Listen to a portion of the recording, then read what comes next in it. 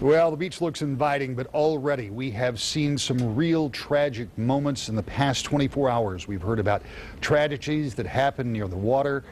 And all summer long, we're going to be trying to watch out for you and keep you safe and give you some tips about how when you go out to the beach or you get on the boat, you can be safer. And we're happy to have Kevin Egan. He is with Life EMS Ambulance. You do education. You're the education coordinator for That is correct. I'm a paramedic and education coordinator with them. And there's a lot that people need to keep in mind. A lot of it's just common sense. I get it, but people get in a hurry. They get in a rush. You've got 2 or 3 kids with you. I was out at the beach on Memorial Day, and I was watching parents juggle a 2, a 3, and a 5-year-old.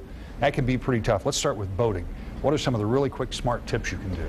Real quick, smart tips before you actually go out on the boat. Make sure somebody is aware of where it is that you're going to be going to and your expected time that you're going to be back.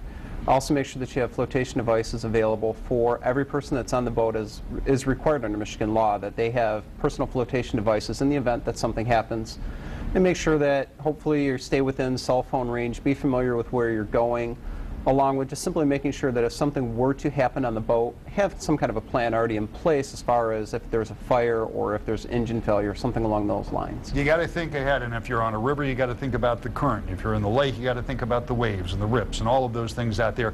If you have kids, you should have kids-specific life vests for them. That is absolutely correct. They do make child sizes, and frankly, if it comes down to it, they even make ones for pets.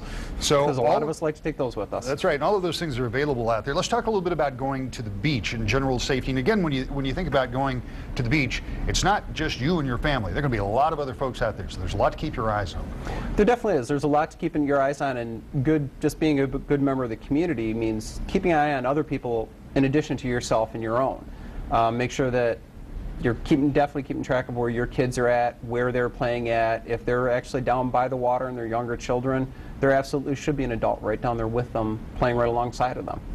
And when you talk about being in the water around boats, there's a whole nother level of safety that you need to keep in mind. Yes, if you're going to the beach and they have a designated area that's actually surrounded by buoys for swimming purposes, stay within that. That's a warning to boaters to actually keep the boat out of that area, or else bad things can happen.